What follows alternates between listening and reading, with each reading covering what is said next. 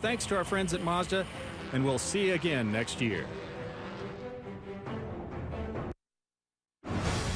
The new chase format. Does one win get you in? We're back in the chase. Hell yeah. We talk with A.J. Allmendinger to find out what's behind his resurgence. To be patient about trying to build this race team into something very strong. The Lone Star State is on tap from Texas Motor Speedway. Jimmy Johnson takes the checkered flag for the third time here at Texas. NASCAR America is next.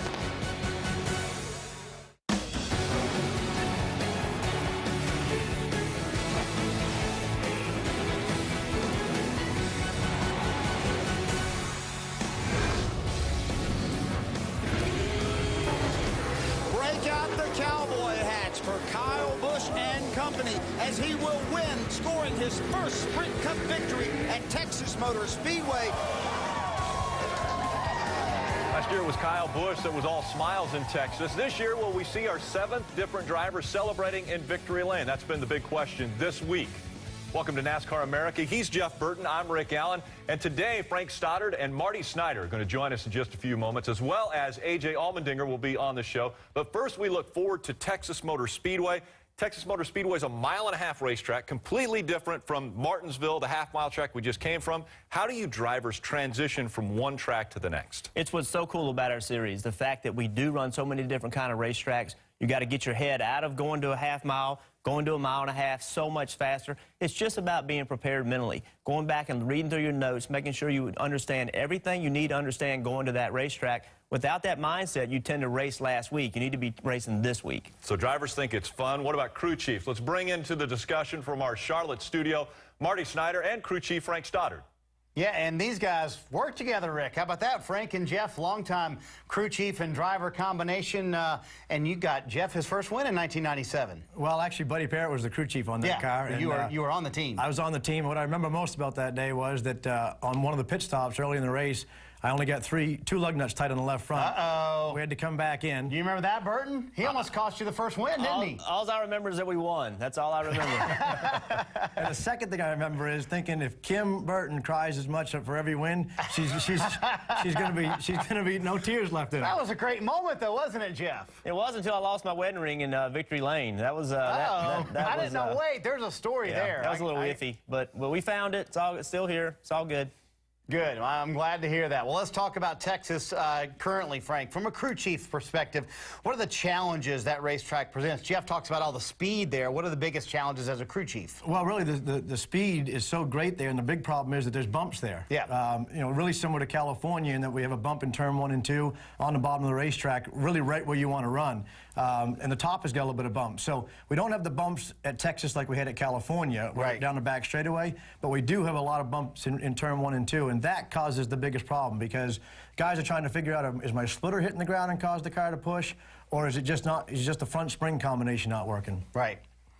Let's talk about the new setups and how that has affected tire wear. We clearly saw a lot of tire issues at California. Different tire this weekend and a different tire this time around that the crew chiefs are having to figure out. But will we see tire issues this weekend? Well, we could. We could see tire issues. You know, the difference is that at California, again, with the racetrack so rough down the back straightaway and there's so much load on the left side tires that what happens is you get a spike load, if you will, and it just continues to spike every time it hits those bumps, where on a smooth racetrack, it's a continual load. And I believe that's what caused the problem at California.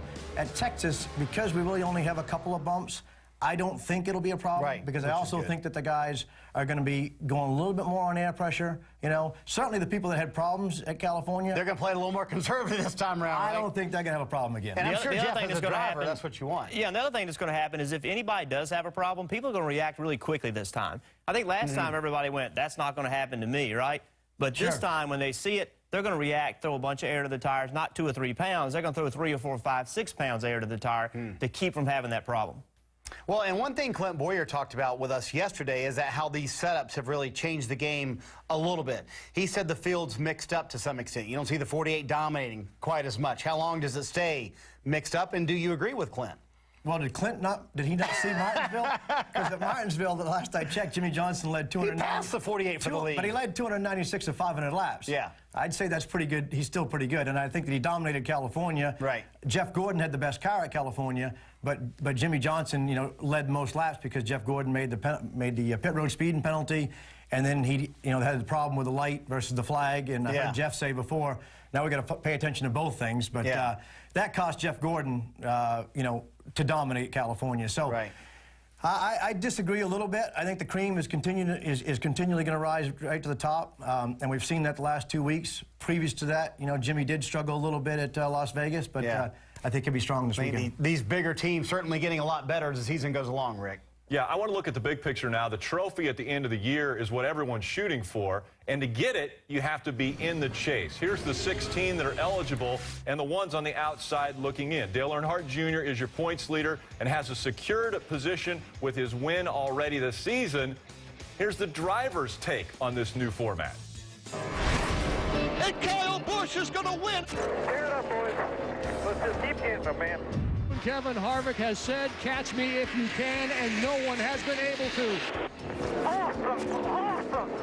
The sport has to change. The sport has to grow if it's going to remain relevant in changing times. And I like the commitment that NASCAR's shown to that. It puts an emphasis on winning. Nothing's changed in our sport. Winning and running the best you can is what we do every week. It's going to create some drama, some excitement.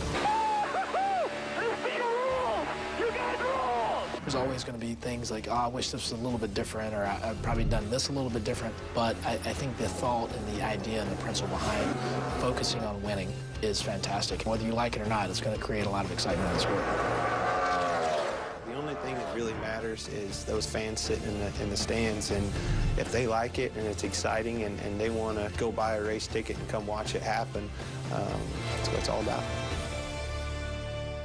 So, Jeff, from a driver's perspective, you want to win every race. That hasn't changed. But now, by winning a race, it really puts you into a different category. You might feel a little more comfortable about the chase at the end of the season. No question. You want to win every race, but when the result of winning and the gain of winning means so much more, then you want to win more, right? So now you put more effort in it. Right. We always think we're trying as hard as we're trying until there's a reason to try harder. And I think this gives all the drivers a reason to try harder. So do the crew chiefs now change their philosophy? We go to our crew chief and Frank Stoddard. Well, and I'm wondering if you're Steve Letarte, you're Paul Wolfe, those guys who are supposedly in the chase, do you call the race differently, Frank, as a crew chief? They absolutely call the race differently. I mean, they're really going to, roll the dice a lot more. And I think because of that, it's going to be harder for guys to win. But here's what I'm going to tell people to do. These crew chiefs that are running, when their car is between 10th and 20th on the racetrack, 10th place guy, he needs to stay out a lot of racetracks here and try to get the 10 guys behind him to stay out and steal some wins for some guys that are running 15th all day. That's going to happen before this year's out. And, Rick, that almost paid off for Dale Earnhardt Jr. in Las Vegas with a win. That's right. Thanks, guys. And, Frank, we're going to see you back here tomorrow. Now, Jeff, looking forward to it. As we focus on Texas, Kyle Busch has to be one of our favorites. He won there a year ago. What makes Kyle so good there? Well, Kyle's really good there for a lot of reasons. Number one, it's a track you have to be aggressive on. You got to attack the racetrack. Even though it's rough and it's slick and all those things, you still have to be aggressive. So Kyle's an aggressive race car driver. He tends to attack, and I think that's what makes him really good there. Another driver who's obviously very, very good is a guy who's won there 3 times, Jimmy Johnson. Well, and I'm gonna contradict myself a little bit.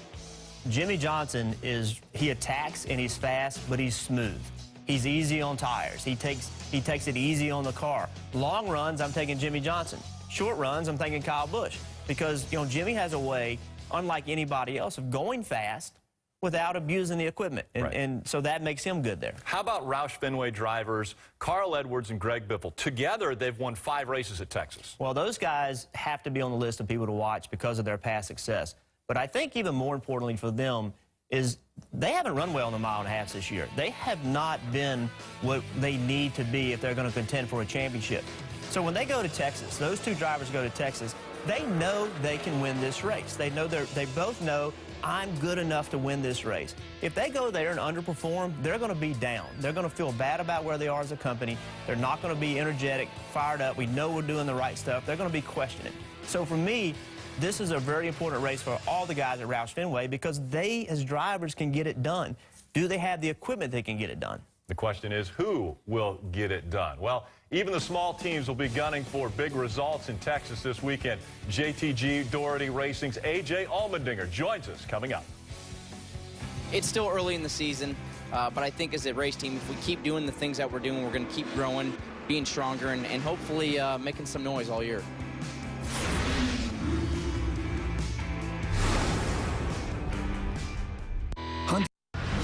Short tracks continue to be alive and well in the heart of racing, even in the big state of Texas at Houston Motorsports Park. This high-banked oval hosts races in the NASCAR Wheeling All-American Series. In fact, they have a full slate of races this Saturday night. A driver with plenty of experience on short tracks, super speedways, and even different forms of racing is A.J. Allmendinger, and he is with our Kelly Stavist. After running a couple partial seasons the last couple of years, A.J. Allmendinger is back full-time in the Sprint Cup Series and off to a great start with the JTG Doherty Racing. A.J., what does it do for you as a driver, not only to be back full-time, but to have a multi-year commitment from a team? Yeah, I mean, to be back full-time in the Sprint Cup Series was big, you know, just having to sit back and think about what I wanted to do. And last year was a great year because I got to experience so many different series between Nationwide and Sprint Cup and IndyCar and the Sports Car Series. So it kind of, in a way, allowed me, okay, what do I enjoy most? Where do I want to be? And I love the Sprint Cup Series. So to be back with the 47 team full-time, and as you said, the biggest thing is not just a one-year deal where the pressure's there, you're trying to perform, wanting a next-year contract, to have a multi-year deal where we can gel as a race team and try to be patient, although that's not my forte. I'm not very good at that, but to be patient about trying to build this race team in something very strong, it's a great thing to have. Well, your best results of the season have come the last couple races, an 8th in Fontana, 11th in Martinsville. How does this small one-car team run up front with the powerhouses of the sport? Well, we're learning, and that's what it's all about. The RCR Alliance and being a part of the Chevy race team and kind of in that family has helped this race team immensely. And it's just the notes, everything we get from RCR, and just that organization has opened the doors to where we have so many different notes from engineering, cars, motors, etc. So that's the first key, to have that equipment to go out there and try to run up front. But more importantly, I think it's bonding this small team as a family, and everybody having the same goals. It starts with Tad Geschichter, his wife Jody, Brad Doherty, and it kind of goes on down the line, and just building that family as a whole. And you know, this year has been, we've had fast race cars every weekend, but the last 2 weekends we put the whole weekend together, and that's where those finishes have come from. So it's still early in the season, but I think as a race team, if we keep doing the things that we're doing, we're going to keep growing, being stronger, and hopefully making some noise all year. Thanks, guys. You know, it's common for teams to have alliances in NASCAR. JTG Doherty is one of several teams to have an alliance with Richard Childress. Richard Petty Motorsports has one with Jack Roush, while Stuart Haas enjoys one with Rick Hendrick. Jeff, I want to ask you, what does the major team in these alliances get from having maybe even an overachieving team like JTG Doherty be a part of their organization? Well, yeah, what happens is, you know, they're paying for that information. So when they pay into RCR or another team pays into another larger team, what happens is that allows that larger team to do more testing, do more experimenting, try more things. And ultimately, the smaller team gets that information, but the bigger team is using that money to become a smarter, more efficient team. How about A.J. Allmendinger? Does this give him maybe a teammate to go talk to during practices, you know, to figure out how their cars are handling as well as, you know, comparing them to his? Well, no question. And I don't specifically know about their deal, but I would imagine in most cases that the driver data is available to them. Now also, you think about it, those guys are going and testing, okay? Right. And now RCR is getting all that information from their test. That's one part that I think NASCAR is ultimately going to have to address, is that you've got smaller teams doing testing that bigger teams are getting that information for. That's a little bit iffy. I don't know how they can stop it, but that to me they're ultimately going to have to address. But AJ can review all that data. So if a teammate of his is really good at a racetrack, he's enabled to go look at that data, go there with a game plan, and that is a big help to a driver. Alliances enabling these teams, these small teams, to get even stronger. Up next, we use our own Big Hoss TV to break down the track at Texas Motor Speedway.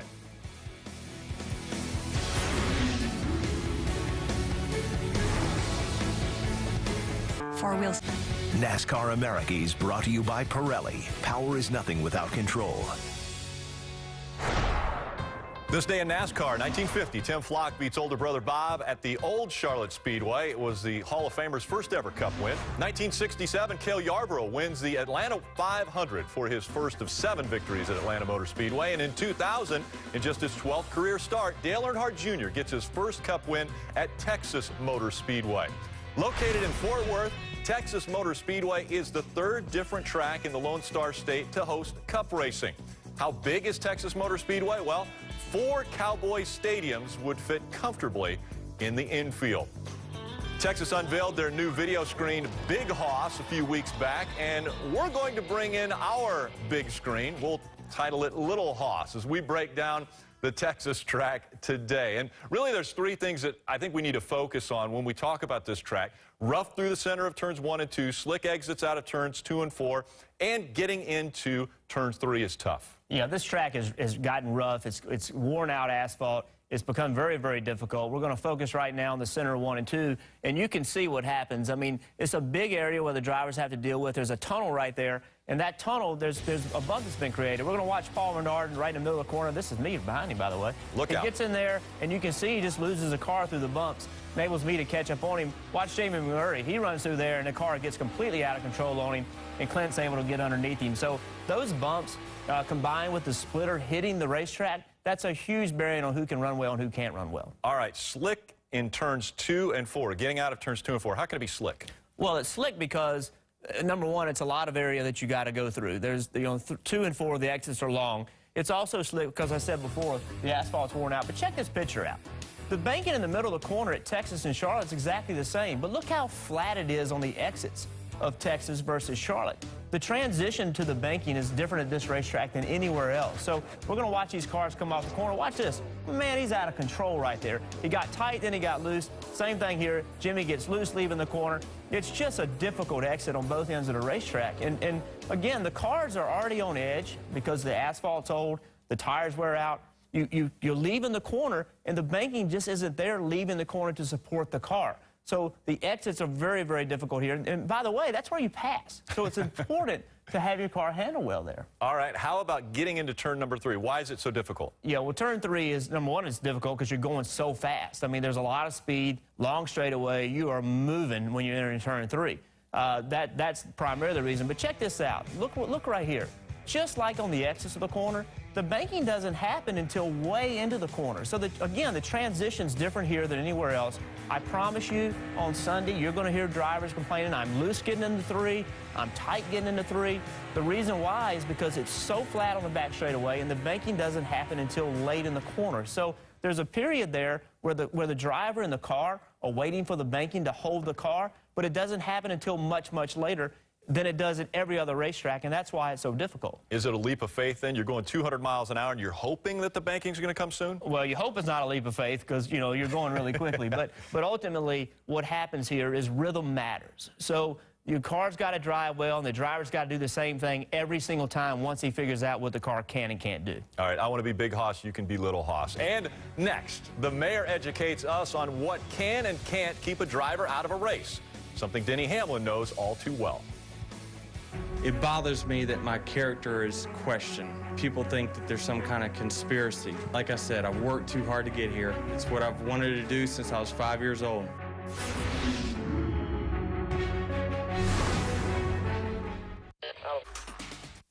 Four-time world champion Sebastian Vettel races to claim his 3rd Bahrain title at the Formula One Gulf Air Bahrain Grand Prix. Sunday morning at 10:30 Eastern right here on NBCSN. I'm going to try not to get mad. Like I just said, my health is my business. But what if it was cancer or tumor? I don't have to tell anyone that. It's my business. People who think negatively of me or think that we sidestep some kind of drug test or something is ridiculous. I'm in one of the top 3 cars in NASCAR. I'd have to be an absolute moron to risk that. Very strong words, obviously, coming from Denny Hamlin. But, Jeff, I want to ask you, we live in an instant information society now. We feel like we should be able to know everything about you just because you're a driver and you're out in the public eye. Well, we shouldn't. The fact of the matter is Denny Hamlin has no requirement whatsoever to share with the general population what his health conditions are. Right. He just doesn't, by law or morally. The fact of the matter is the only people that Denny Hamlin needs to answer to as it relates to his health relate directly to his ability to drive a race car and be able to do it safely. That's to his sponsors, his car owner, and to NASCAR. No one else deserves or has a right to know its medical history. All right, let's transition then to NASCAR. Approved or not approved as far as his health conditions and him being exempt from the California race? Well, NASCAR has made a decision early on that if a driver he's attempting to make the race and he has a medical issue, they're going to look at each case separately. They're not going to say, hey, he wanted to go to Cabo for the weekend and didn't want to race. Right. He's still championship eligible. But if you have a medical issue and you can't race, NASCAR is going to look at that and say, if it makes sense, he's still going to be eligible. He was trying to race, but he couldn't because of his medical issue. Now, how do you become approved or not approved? It depends on the situation, but ultimately, the decision rests in a doctor's hands. So NASCAR really doesn't make the decision. A trained physician makes that decision. So if a driver has a concussion on a Sunday, we all know he had a concussion because he went to the infield care center. He is followed up on during that week by a specialist. That specialist says, hey, he's good or he's not good. NASCAR listens to that specialist, and NASCAR confirms his decision. Right. They don't make it. As far as being, not being allowed to race, same thing. The doctor makes a decision. It's not NASCAR. And NASCAR is not going to let you have a concussion and then an ear, nose, throat guy say you're okay. NASCAR's looking out for the health of all of the drivers, not to put an injured or maybe a sick driver out on the track that could be dangerous. Well, exactly. And someone has to look out for us sometimes. We will sit in a race car when we shouldn't. We're all so much smarter today about concussions and other things as well. It's silly for NASCAR to ignore it and say it's not happening. Right. The guy, if whatever happens to him, it's not us. That's not true. As we've seen in football and other sports, what happens to the athletes affects the sport. So NASCAR stepped in and said, we're not doctors. NASCAR said, we're not doctors. We're going to let the trained physicians make this decision. It's really simple. Doctors that know what they're talking about make this decision. Right, and NASCAR listens. That's right. Well, thanks, Jeff, for being here. A very sensitive subject, obviously, that we'll continue to follow up on. From all of us here at NASCAR America, thanks for watching. Tomorrow, we'll hear from Kevin Harvick and his frustrations on having good cars, but bad luck. Follow us on Twitter at NASCAR on NBC. Pro Football Talk is next with the latest on Deshaun Jackson signing with Washington. Have a great evening, everyone.